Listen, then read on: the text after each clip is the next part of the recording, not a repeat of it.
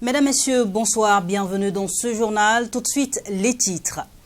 De nouvelles guérisons du Covid-19 portant à 7 le nombre de personnes tirées d'affaire. 15 nouveaux cas pour un total de 114 malades désormais. Le coronavirus gagne du terrain au Burkina Faso avec un nouveau foyer à Manga. Un cas y a été enregistré. Et puis, pour limiter la propagation du coronavirus, le gouverneur de la région du centre a décidé de la fermeture des gros marchés Zeyar de la ville de Ouagadougou et des communes environnantes jusqu'au 20 avril prochain. TruTV est allé faire un constat dans 2 grands marchés de la capitale. Voilà pour les titres. Merci de nous suivre. C'est un journal qui sera largement consacré à l'actualité liée à la pandémie du Covid-19. Je vous le disais à l'instant, le Comité national de la réponse à la pandémie a fait un nouveau point ce mardi. De nouvelles guérisons du Covid-19 portant à 7 le nombre de personnes tirées d'affaire, mais la maladie gagne tout de même du terrain au Burkina Faso avec un nouveau foyer à Manga.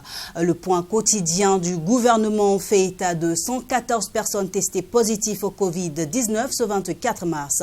Un nombre qui devrait augmenter et pour le gouvernement le plus urgent, c'est de briser la chaîne de propagation de la maladie. Michael Tougri.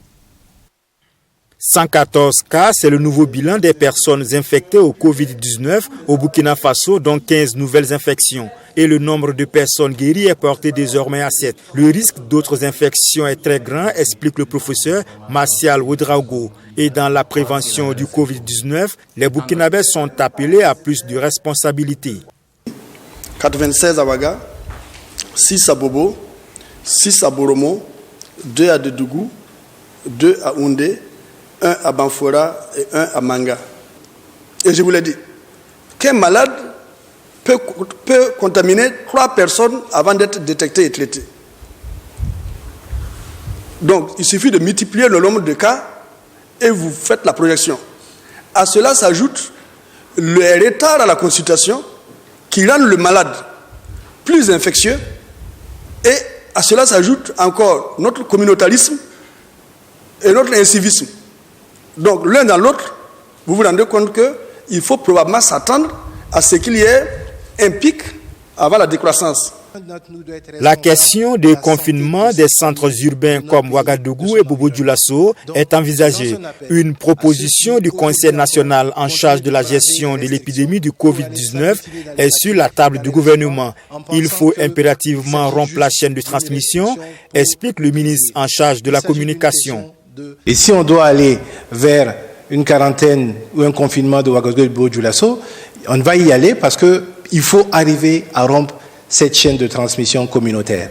Mais les décisions seront prises de façon graduée et quand il n'y aura plus d'autres solutions que celle-là, le gouvernement devrait y aller. Il n'y a pas d'inquiétude à avoir. Dans cette situation, je pense que le gouvernement assume. La question principale, c'est d'arriver à interrompre la chaîne de transmission communautaire.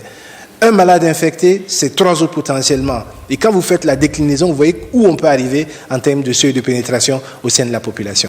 Dans la lutte contre le Covid-19, 4 domiciles privés, 2 cliniques et les locaux du ministère en charge des Affaires étrangères ont été désinfectés. Au plan international, la maladie a déjà fait plus de 16 000 décès avec 42 pays touchés en Afrique.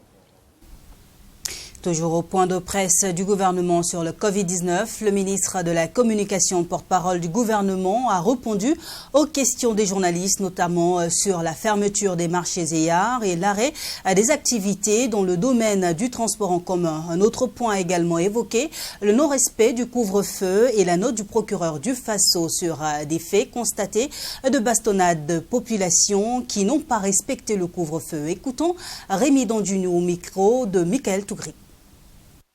Il y a instruction qui a été donnée au ministre de la Sécurité, au ministre de la Défense, de veiller à cela. Qu'il soit à moto, à cheval ou à dos d'âne, on va le contrôler. Et si les policiers estiment qu'il n'a pas le droit de rentrer, il ne va pas rentrer.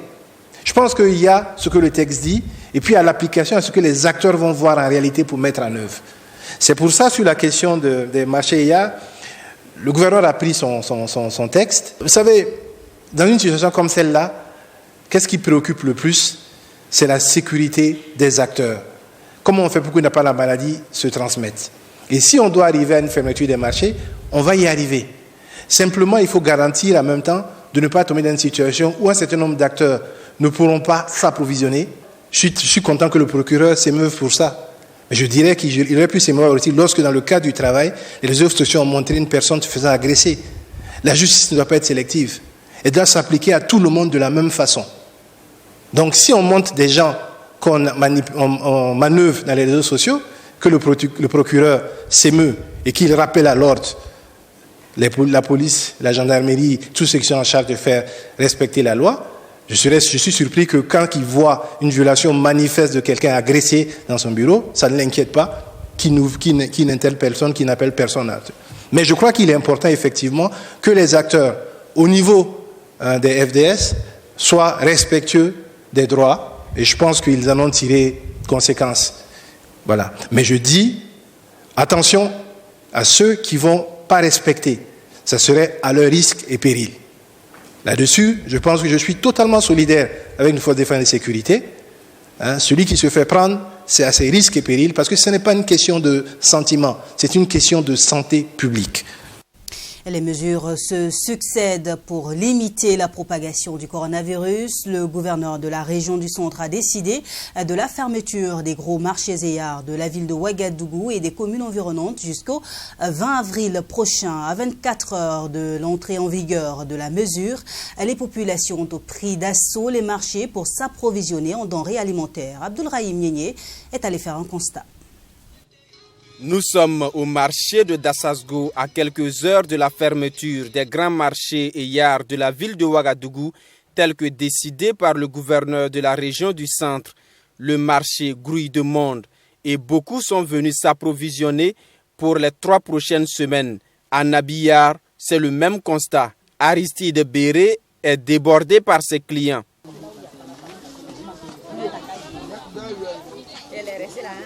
Aujourd'hui, en tout cas, il y a eu beaucoup de clients parce qu'ils veulent fermer, on ne sait pas quel jour vont ouvrir. Donc, en tout cas, les gens là vont venir payer des trucs là. Qu'est-ce que les gens ont payé chez vous? Ils ont payé les riz, huile, macaroni, tout pour aller déposer. Bon. Madame Bouxéré s'est procuré quelques kilogrammes d'oignons et d'autres condiments nécessaires pour sa famille qui restera autant que possible à la maison par précaution. Je suis venu faire le marché. Il paraît que le marché se ferme demain à cause du coronavirus. Nous aussi, on est venu approvisionner nos condiments pour aller déposer. Je ne sais pas ce qui va se passer. On a pris les pâtes d'arachide, soumbala, les aubergines pour aller conserver. Je ne sais pas comment on va faire.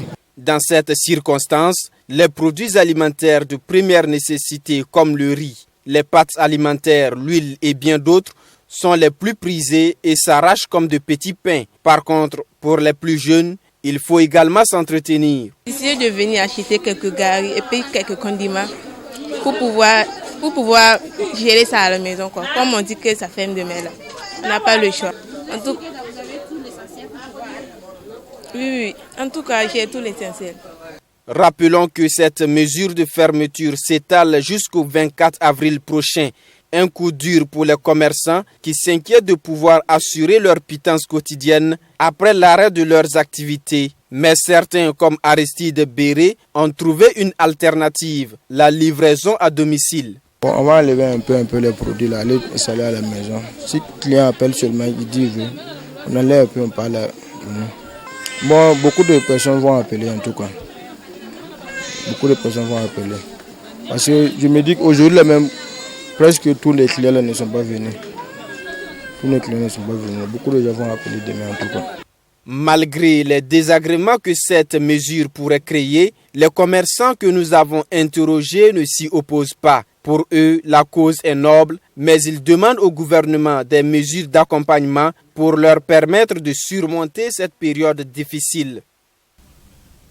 Et puis suite à ce communiqué le 23 mars dernier, le gouverneur de la région du Centre annonçait la fermeture, la fermeture des gros marchés Zeyar.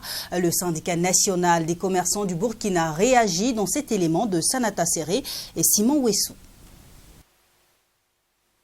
Dès ce 26 mars 2020, les grands marchés Zeyar de la commune de Ouagadougou seront fermés au public jusqu'au 20 avril prochain, selon un communiqué du gouverneur de la région du Centre.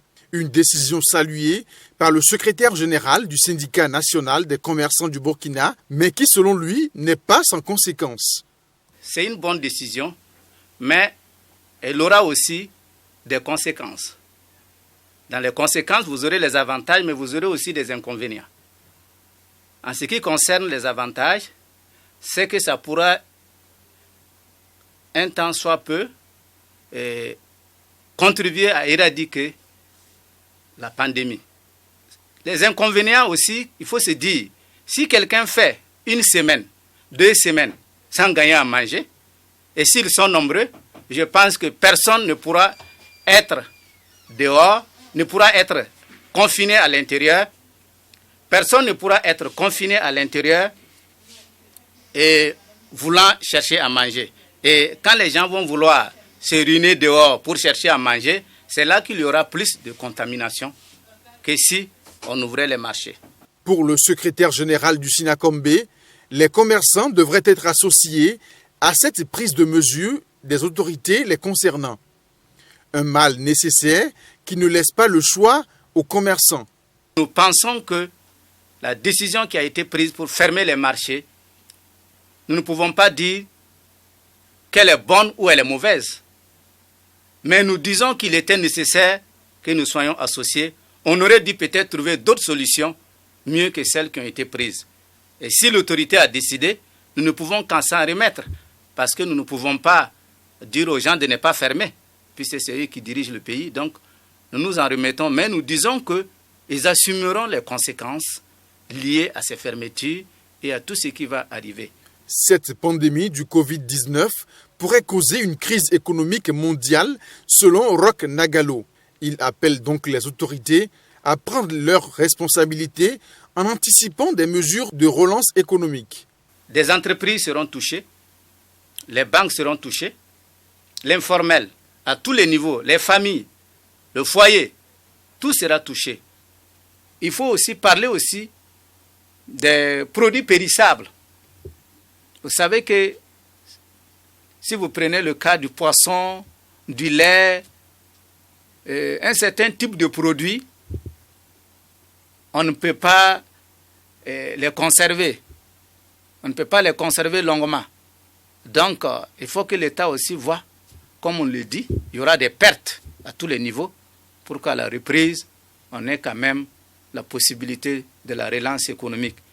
Le secrétaire général appelle par ailleurs les commerçants à se soumettre à la décision des autorités et à être solidaires vis-à-vis des autres en ce temps de crise sanitaire.